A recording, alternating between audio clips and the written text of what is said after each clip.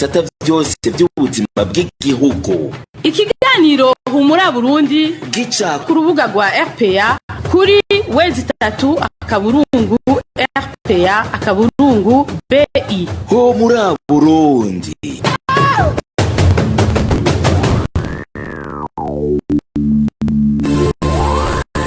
Kuri mikro muri kumwe na Marie Ange Irakoze.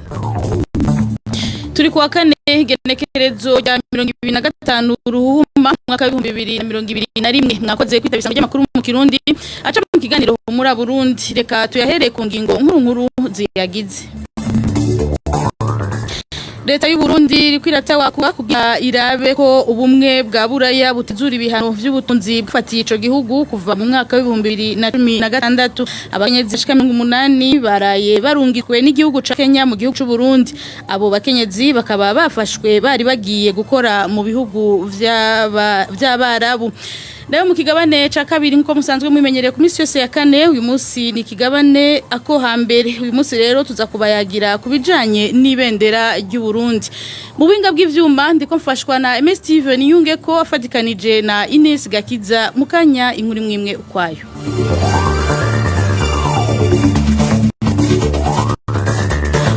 Turamutse tubahe nikaze amakuru eka tuyahere mu gisata ca politique. Leta y'u Burundi iriko ica kubiti no kumabuye kugira ubumwe bwa Buraya bushobore gutezura ibihano vy'ubutunzi bwafatiye u Burundi kuva mu mwaka wa 2016. Ibicishije mu rwandiko umubirigi Alain de Brouwer yarungikiye ubumwe bwa Buraya agaha igopi urongoye inama nshingamateka. Leta y'u Burundi n'uyo mubirigi basaba urongoye igisata c'imigenderanire kudaha agaciro ibiri mu ikete abashingamateka barenga 40 baherutse kurungika. Amakuru RPA ifise akabamenyesha ko uyo mubirigi ari mu bitanze bidasanzwe mu gushigikira leta yakoze ihonyabwoko ry'abatutsi mu gihugu kibanyi c'u Rwanda. Iyi nkuru tuyibaze Josiane Muzaneza. Ubwo rwandiko rw'impapuro indwi umubirigi Alain de Brouwer yarungikiye Joseph Borrell ajerwe igisata c'imigenderanire mu muryango w'abanyaburaya agahigopi David Sassoli arongoye inama nshingamateka y'abanyaburaya agerageza kwerekana ko mu gihugu c'u Burundi amahoro n'umutekano ari vyose kandi ko nagateye kazi na muntu kubahirijwe. Mu mvuga isa niyo kuvyura ikigongwe, Alain de Brouwer yibutsa abayobozi b'abanyaburaya ko igihugu c'u Burundi kiri mu bihugu vya mbere bikenye ku isi, ari naco gituma ubumwe bwa Buraya bwari bukwiye gutezurira ico gihugu ku neza y'abanyagihugu baco. Umubirigi Alain de Brouwer yanamenyesheje ko ingingo zo gufatira ibihano igihugu c'u Burundi zoba zafashwe hisunzwe amakuru atariyo ngo yakwiragijwe n'abansi b'umugambwe CNDD-FDD. Abo nabo avuga ko bari mu bisata vyose, haba ivy'abamenyesha makuru, abaharanira agateka kazi na muntu, abanyepolitike ndetse n'abasirikare. Mbere nkuko leta y'u Burundi kunze kubigira, n'uyo Alain de Brouwer iyo migwi yose ayagiriza kuba yaragerageje guhirika ubutegetsi mu mwaka wa 2015. Muri rutangi uyo mubirigi Alain de Brouwer asaba indongozi z'abanyaburaya kwima amatwi umugwi w'abashingamateka barenga 40 baheruka gusaba ubumwe bwa Buraya ko butokwiyumvira kunagura imigenderanire n'u Burundi. Leta ya CNDD-FDD iterekanye ishaka ryo kunagura no kubahiriza agateka kazi na muntu. Radio RPA twaragerageje kumenya iyo ntumwa ya CNDD-FDD uwariwe. Alain de Brouwer ari mu ndongozi zari ziyoboye mu myaka ya 90 ico bita International Démocrate Chrétienne, benshi bazi cane nka IDC. Mu nyandiko n'amaraporo atandukanye RPA imaze kuronka, uyu Alain de Brouwer aravugwa cyane kuba ari mu bashigikiye leta yakoze ihonyabwoko ry'abatutsi mu gihugu kibanyi c'u Rwanda, mbere akanagerageza no kubuza ubutungane mpuzamakungu gukurikirana abagirizwa ihonyabwoko bahungiye mu mahanga. Ivyo navyo nkuko amakuru RPA ifise abandanya bimenyesha ngo vyo bari navyo vyatumye amashira hamwe haranira agateka kazi na muntu na demokarasi mu bihugu vya Buraya yiyamiriza ingendo n'abategetsi ba IDC. Ivyo bavyatumye mbere iryo shira hamwe IDC risa n'iryaciye rizimangana haraheze imyaka 30.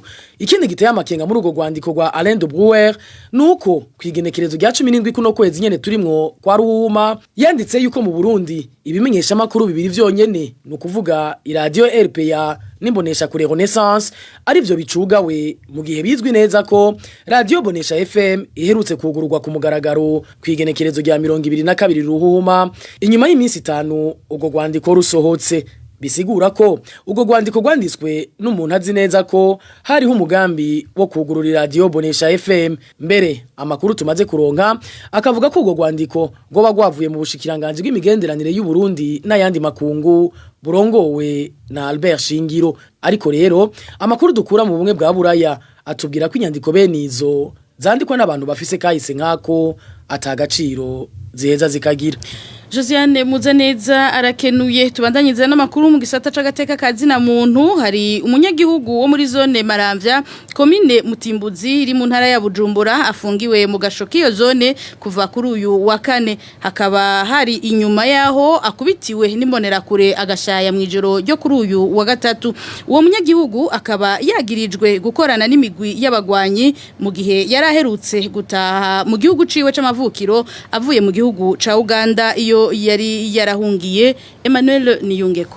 Uwo munyagihugu yakubiswe n'imbonera kure zo muri zone Maramvya mu ijoro ryo kuri uyu wa gatatu yitwa Emmanuel Ndaruzaniye wo kwibarabara rya 13. Amakuru atangwa n'abanyagihugu bo muri iyo zone avuga ko yari yashitse mu Burundi ku munsi w'Imana uheze igenekerezo rya 14 Ruhuhuma uyu mwaka wa 2021 avuye mu gihugu c'u Buganda aho yari yahungiye. Niho rero imbonera kure zo muri iyo zone zizwi ku mazina ya Desire Nduwimana batazira Muzeheka, Ibrahim Bizimana batazira Mafyeri, Thierry Nshimirimana batazira Shimwe hamwe na Sibomana zamusanga ku muhaniwe zimwahuka mahiri zimwagiriza gukorana n'imigwi yitwaje ibirwanisho. Inyuma yo kumusigara intere isaha 11 mu gatondo ko kuri uyu wa kane izo mbonera kure nyene zaciye zizinduka kumufata acajanwa mu gasho ka zone Maramvya. Umuryango, inshuti ndetse n'ababanyi biwe baciye bagenda kugariza ku biro vy'iyo zone ya Maramvya basaba ko yorekugwa narirya bavuga ko ariko ararenganywa. Ayo makuru abandanya avuga ko abanyagihugu baciye basubizwa inyuma n'igipolisi aho bahavuye babwirwa ko uwo munyagihugu akurikiranwa ku caha cyo kwinjira mu gihugu aterekanye urupapuro yipimishirije ko gwemeza ko atamugera wa corona yanduye. Uruganda rwa RPA rukaba rutashoboye kuronka Gastos Ngora arongoye zone Maramvya cyo kimwe na Simeo Butoyi mustanteri wa komine Mutimbuzi kugira ngo twumve ico bavuga kubijanye n'ifatwa ry'uwo munyagihugu. Emmanuel Niyungeko. Abarundikazi barenga 80 barafatiwe mu gihugu ca Kenya bariko baragerageza kujanwa mu bihugu vya Barabu. Igipolisi c'ico gihugu gifadikanije n'ubuserukizi bw'u Burundi kuri uyu wa gatatu niho babapakiza imodoka kugira ibasubize mu Burundi. Abo barundikazi bakaba baje biyongera ku bandi baheruka gufatirwa mu gihugu ca Tanzania hari mu ntango z'uku kwezi nyene kwa kabiri. Nayo mu bivugwa mu magara y'abantu abakozi indwi bakora mu ibohero rikuru rya Mpimba baramaze gutogwa umugera wa corona kuva mu ntango y'ino ndwi. Muri kino gihe abanyororo bahafungiwe batekewe n'ubwoba narijya iryo bohero risanzwe rinafise ikibazo c'amazi meza kandi rikabamwo n'abanyororo b'umurengera. Idonido na Walter Kwizera.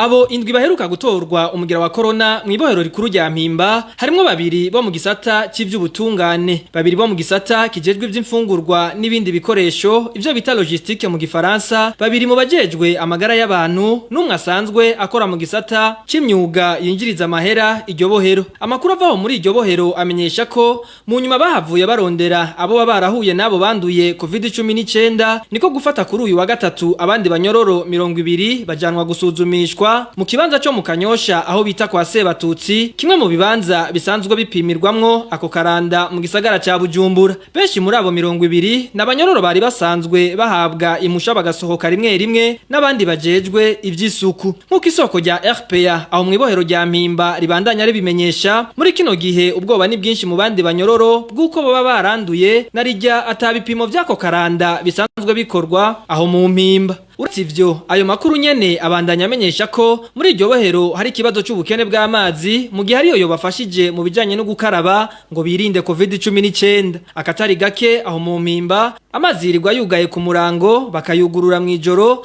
nk'uko amakuru dukesha bamwe mu bakozi baho abimenyesha. Igiteye impungenge kandi nibitigiri vy'umurengera by'abahafungiwe. Mu gihe ibohero rikuru rya Mpimba ryubatswe ngo ryakira abanyororo 800 uyu munsi riharurwamwo abarenga 4000 ibishobora ku guhunyura ibintu mu gihe atacokorwa ngo bazitire irandagata rya COVID-19 bikigendeka.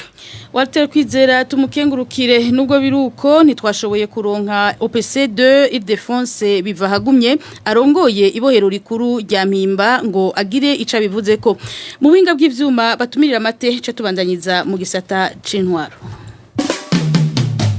Ibiganiro vya RPA mu bisanga ku mbuga ngurukanabumenyi zitandukanye Facebook, YouTube, Twitter no kuri website akaburungu RPA akaburungu BI.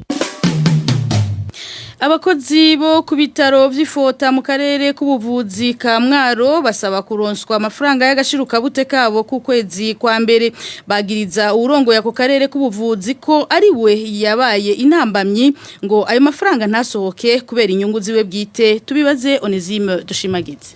Abo bakozi bo ku bitaro vy'Ifota mu karere k'ubuvuzi ka Mwaro bavuga ko asubiye gutangazwa n'inyifato y'utwara ku karere muganga Nazere Ndereyimana muko amafata nabi akabima agashiruka bute barekuriwe n'amategeko mu gihe baba bakoze neza.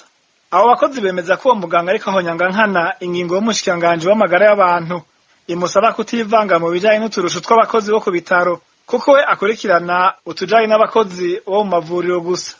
Umushikanganje w'amagara y'abantu we yategetse ko mu bijanye n'ako gashiruka bute ku mabitaro hasinya ubutwara intara y'ubuvuzi ariko utwara akarere k'ubuvuzi akarari amavuriro. Rero wewe yasinye ingingo y'umushikiranganje ku bitaro twaronse agashiruka bute none yagafashe ngo mpaka ari we abisinyako. Ivyo vyose muganga Nazere Imana ngo abikora kugira ngo arabe ko yobandanye kuronka amafaranga n'ibihumbi 200 yahora akura ku mukozi wese arosa ko karusha. Ukuvyanka isibindi nuko aronka igitego cy'amafaranga 200 ku muntu umwe wese umukozi kugira ngo asinye. Rero atagisinya amafaranga yabakiyaronka cyo bituma rero shabyanga cyo tugasaba ko imyifato nk'iyo yahagarara sinumva ko bashaka kwanga ingingo z'umushikiranganje kandi basaba ko umushikiranganje wobyumva kagira icyo akoze. Abo bakozi baridoga no kubona kandi aho karosho karagabanutse gashigwa kuri 20% kahora kuri 30% yayasagutse ku mwimbu bamaze gukuramwo ayi bitaro vyageneye gukoresha. Mu ruganda rwa RPA twagerageje kumenya ico muganga Nazere Imana arongoye akarere k'ubuvuzi ka Mwaro ashikiriza kuri ivyo bamurega ariko ntitwashoboye kumuronka. Onesime Dushimagize arakenuye abanyagihugu bo muri komine Rugombo mu ntara ya Cibitoki bariyamiriza amafaranga bariko baratozwa ku nguvu n'abanywanyi b'umugambwe CNDD-FDD muri iyo komine. Insiguro bahabwa ngo nayo guterera urubanza rwo kwigina intsinzi y'umugambwe CNDD-FDD baronse mu mwaka wa 2020 hizoba kuri uyu wa gatandatu ivyo badatahura kuko iyo ntererano ngo yari kwiye gusabwa gusa abanywanyi b'uwo mugambwe. Vicky Chris Ninteretse. Amafaranga ariko atozwa ku banyagihugu bo muri komine Rugombo make bashobora gutanga ni igihumbi. Abanyagihugu bavuga ko ayo mahera ariko atozwa cyane cyane abadandaza bo muri iyo komine. Abanyagihugu babwirwa ko ayo mafaranga ari yo guterera mu birori umugambwe CNDD-FDD uri kurategura kugira wigine intsinzi waronse mu matora y'umwaka wa 2020 nkuko uyu munyagihugu waho muri komine Rugombo abitwiganira. Amahera bagenda batoza kuva kioske cyose aho tubacuguye bagenda batoza ko amahera duheze kuyataga baca bakwandika mu gakaye bagendana impapuro 12 kandi geratoza bakora imitumba n'abagenda batoza ayo mahera. Ayo mahera batanguye kuyatoza kuwa Mungu ayanyuma make ni nosi y'igihumbi cyo basibuda ati noti ya mahera nayiki ngo umunsi mukuru ukuzokwigina intsinzi y'umugambwe CNDD-FDD. Abanyagihugu bavuga ko badatahura impamvu baterera umugambwe batarimwo. None n'abatari mu mugambwe CNDD-FDD bategeza kuyatanga ayo mahera nico tubaza nibaza barondera bandike intuze ubutumire baheze umuntu wese ubutumire bandikana reka tumaze ubutumire kugira ngo duterere ku mugambwe kugira tuje kwigina iyo ntsinzi ariko apana kugenda kioske cyangwa umuryango babona ko baye baradandaza bagenda babasaba amahera. Ivyo bintu twebwe nka bene igihugu muri komine Rugombo turavyiyamirije.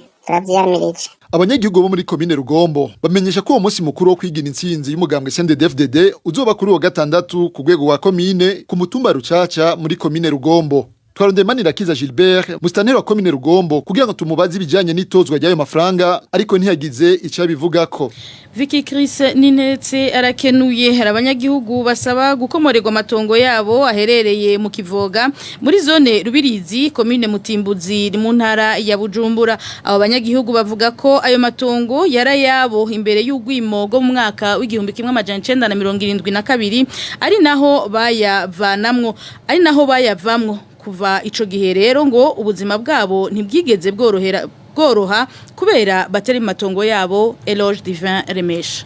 Iyo miryango igera ku majana 31 iriko irasaba gukomorerwa amatongo yayangana n'amahegitari amajana 318 imenyesha ko ingane zahitiye muri kahise ku Burundi iri mu bo zakozeko mu gwimo go mu gihumbi kimwe n'amajana 1972. Iyo miryango imenyesha ko ariho yava mu matongo yayo irahunga kubera ko yabona umutekano wayo warugeramiwe. Uno mukurambere arigana uko vyagenze. Amatongo yacu badata n'abasokuru niho baba natwe niho twavuye rero twagiye kuhomorwa muri za 72 birukanwa n'abajerere n'abapiyoniye bazana amahiri bita ngo ni matrake badukubita baturira n'amazu yacu harimo ibintu by'ibiterwa ibyamwa byose batunagurira hasi. Iyo miryango imenyesha ko ubuzima butigeze bworoha kuri yo kuva ico gihe kugeza n'iki gihe. Abagize iyo miryango bamenyesha kandi ko hari n'igihe bafatwa nk'umuzigo kuba bahaye aho baba barakika umusaya. Ntabwo twigeze turonka ahantu tuba turangara, bamwe bahungiye kure, bamwe basanzwe bagenda mu bindi bihugu, abandi nabo bagenda gusembera mu mihana y'abandi. Rero dusembere bamwe bariko baratwirukana bavuga ngo ni tugere mu matongo yacu twagiye kuburana. Abantu bariko twacembeye giteramaze 18 wese giteramaze 18 nizo twebwe turonda ko baduhereza. Inyuma y'ukugariza ubushikiranganje bw'ubutungane ku munsi wa kabiri uheze ariko ntibahabwa inyishu n'umushikiranganje, abo banyagihugu babandanya basaba umushikiranganje w'ubutungane afise dosiye yabo kubakomorera ayo matongo yabo narijya bamaze kuyatsindira. Kuri ivyo uruganda rwa RPA rwasubiriye kurondera kuri telefone Janine Nibizi umushikiranganje w'ubutungane ariko twamukenye. Eloge Divin Remesha arakenuye. Imodokari isanzwe ipakira imizigo yadutsemwe umuriro igeze ku mutumba Nyarunazi muri komine Rutegama mu ntara ya Muramvya mu bucagucagu bwo kuri uyu wa kane kwibarabara ry'igihugu rigira kabiri RN2. Iyo modokari yari ipakiye amamatera imbonesha kure ivyuma bikanyisha hamwe n'imashini nyabwonko. Makuru ava mu Rutegama avuga ko imodokari bita kizimyamoto co kimwe n'abanyagihugu bahashitse ataco bari burokore. Icatumye uwo muriro waduka kuri iyo modokari ni kiramenyekana, ariko amakuru dukura mu Rutegama avuga ko hatanguye gusha igice c'imbere. Uruja n'uruza rw'imodokari rukaba rwahagaze umwanya utari muto. Humura Burundi. Amakuru ya RPA murashaka kuyaronswa muyasavye ku murongo wa WhatsApp akamenyetso ko guteranya 49 151 amajana 294 16 amajana 348. Uyu ni wa mwanya ho gukurikira ikigabane ako hambere mu rukurikirane rw'ibiganiro twatanguye kuvyerekeye akahise k'ibimenyetso bikuru bikuru vy'igihugu. Uyu munsi tubayagira kuvyerekeye ibendera ry'u Burundi. Innocent Valentin Singirankabo n'abatumire biwe baza kutubwira ibitari bike vyerekeye ingene ibendera ry'igihugu ryagiye rirahindagurika ndetse n'ibice bikuru bikuru birigize.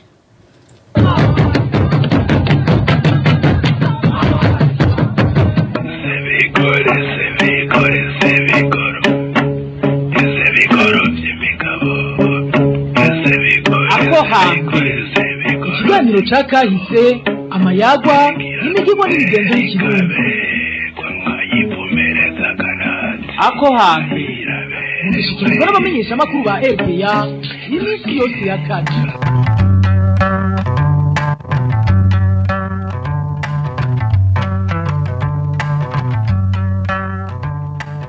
Ndabaye mwiriwe canke bwakeye mwebwe mwese mwashimye kudukurikira mu kigabana ko hambere cyo kuri uyu wa 2025 Ruhuhuma 2021 mu rukurikirane rw'ibiganiro twatanguye kuvyerekeye akahise k'ibimenyetso bikuru bikuru vy'igihugu. Uyu munsi tuza kubayagira kuvyerekeye ibendera ry'igihugu. Mbega ibendera ry'u Burundi ryabayeho ryari, rigizwe n'ibihe bice bikuru bikuru, ninde yaridugije ubwa mbere ku munsi mukuru wo kwikukira ku Burundi? Inyishu muyisanga mu kigabane cyacu cy'uno munsi. Zeno Nicayenzi yahoze ari umushikiranganje wo kwivuna abansi na Luc Eric Nduwimana yize ibijanye n'akahise, nibo batumire tuza kwifashisha mu kunoganza ikigabane cyacu. Ikigabane ako hambere cyo kuri uno wa kane mwagiteguriwe na Innocent Valentin Singira nkabo. Sangwa ikaze.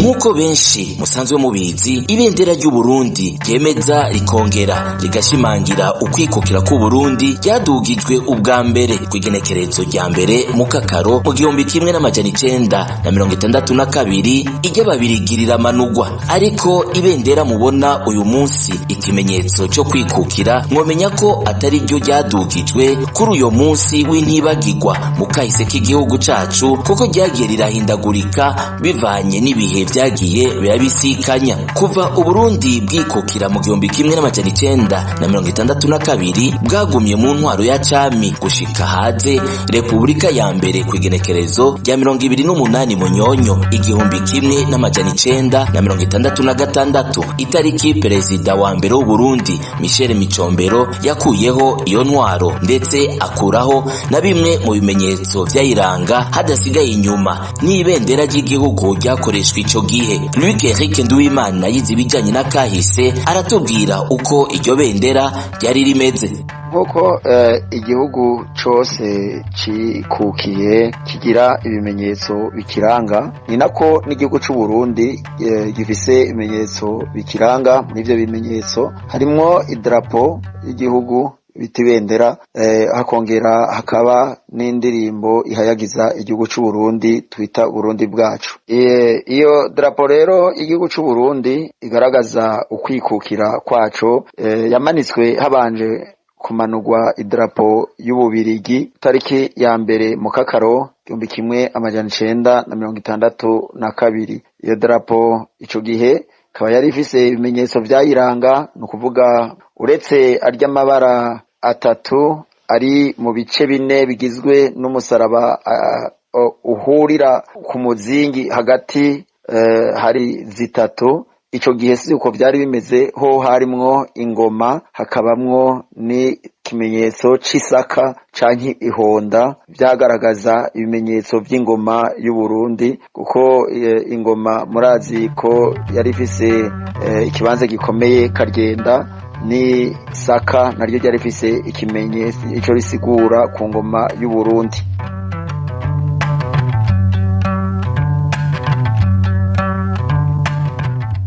Zeno Nicayenzi yahoze ari umushikiranganje wo kwivuna abansi, nawe nyene arashimangira ko ibendera ryadugijwe Uburundi bwikukira ryahindutse gato bafatiye ku bimenyetso vyari bigize umuzingi wera uri hagati y'ibendera ku muzo wa Republika ya mbere.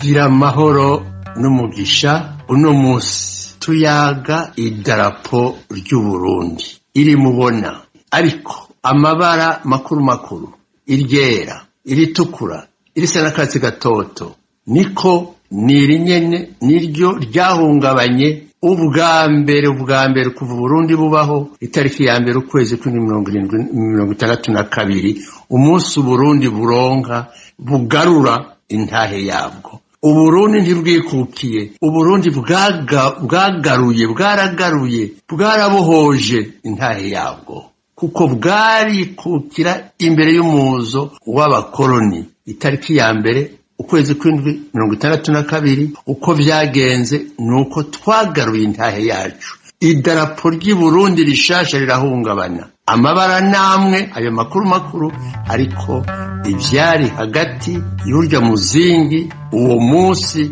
si bibiriho ubu.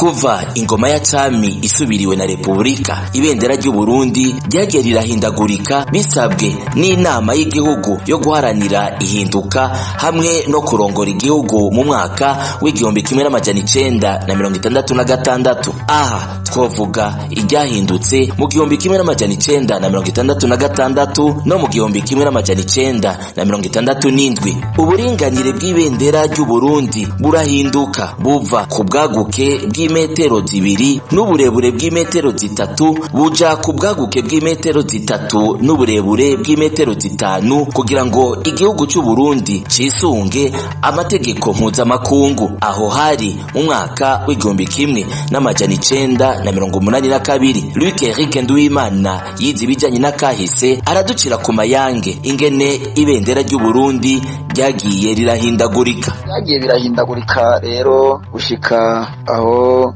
uno munsi dufise idrapo rindi ryagiye ibyo bimenyetso byaravuyemo. Twovuga tangwe kuvamo ingoma, kuvuga kuva tariki 29 Munyonyo igihumbi kimwe n'amajana 1936, aho nukuvuga ngo intwaro ya Repubulika yaje hahindutse byinshi kuko n'ingoma yari ihindutse. Urumva ingoma ya cami yari ihindutse, haza ingoma ya Repubulika. Ya ngoma ntiyabaye ikijamwo, noneho hasigara ihonda. Ariko nivyo naryo ntiryamaze igihe kinininya uko mu gihe gitonya atarenze tariki 28 z'ukwa gatandatu 1937 havuye haza inyenyeri zitatu. Inyenyeri zitatu mu by'ukuri iyo biravye bisigura icivugo c'u Burundi cyo twita devise mu gifaransa, ubumwe, ibikorwa, amajambere.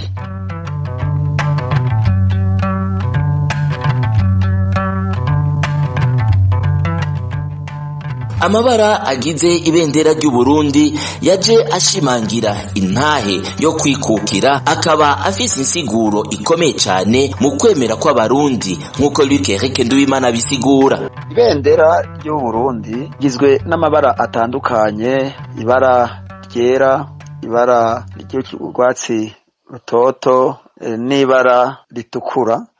Hanyuma iyo uriravye rigizwe n'umusaraba, ariko hagati uhurira ku umuzingi urimo inyenyeri zitatu, inyenyeri zigizwe n'amasonga atandatu, inyenyeri bita mu rurimi rw'ifaransa ngo Etoile de David. Iyo nyenyeri nayo nyene ubwayo ikaba ikikujwe, igizwe n'amabara abiri y'agahama n'ibara ry'urwatsi rutoto. Izo nyenyeri zitatu zisigura icivugo c'u Burundi, ubumwe, ibikorwa n'amajambere. Muri ayo mabara afigiye agira insiguro nazo nyene zitandukanye. Imwe ryose ibara ry'urwatsi rutoto ryerekana ko abarundi bafise ivyizigiro kw'ivyo byose, nubwo bariko baracurwa bufuni na buhoro, hazogera igihe bakikukira, bakishira, bakizana. Ibara naryo ry'agahama rigasigura urukundo, bari bakunda igihugu cabo, urukundo rwo kucigura,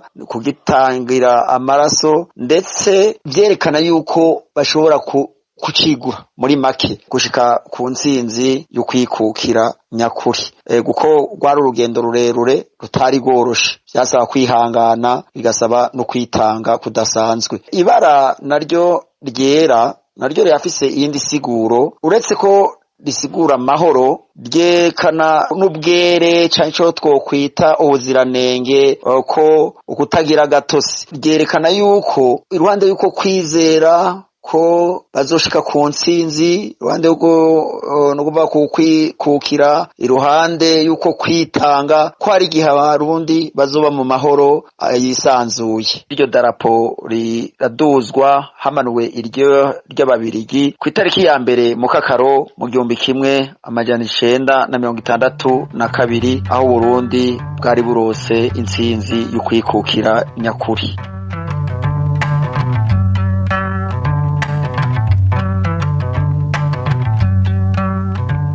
hari kwigenekerezo rya mbere mu kakaro 1962 igihe cy'isaha 4 zo mu gatondo kuri stade uyu munsi yitwa Intwari. Kamurari Nikodeme atambuka intambwe zitatu aje imbere aramanura ibendera ry'ababirigi. Muri ako kanya nyene kapitene Burasekuye Martien nawe nyene aratambuka intambwe zitatu aje imbere. Burundi bwacu irasamirana. Kapitene Burasekuye Martien araduza ibendera ry'u Burundi maze aca arasubira inyuma intambwe zitatu kandi aca araramutsa ibendera ry'igihugu n'indamutso ya gisirikare. Ubwo nyene ibikoho vya Muzinga 21 bica biraraswa. Uburundi buba buri ku kicese izuba riva.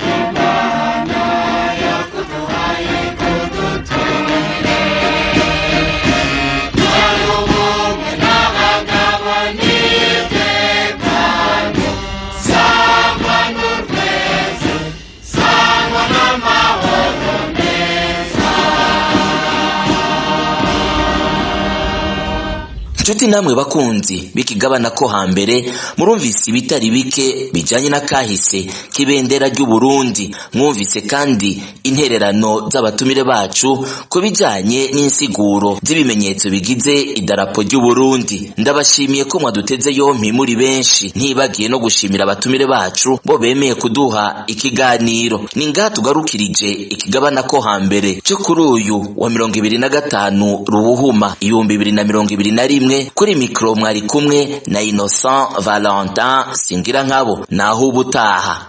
Cyari kiganiro ako hambere imigenzo amayago n'imihigo yabo hambere tubiraga abana bacu ako hambere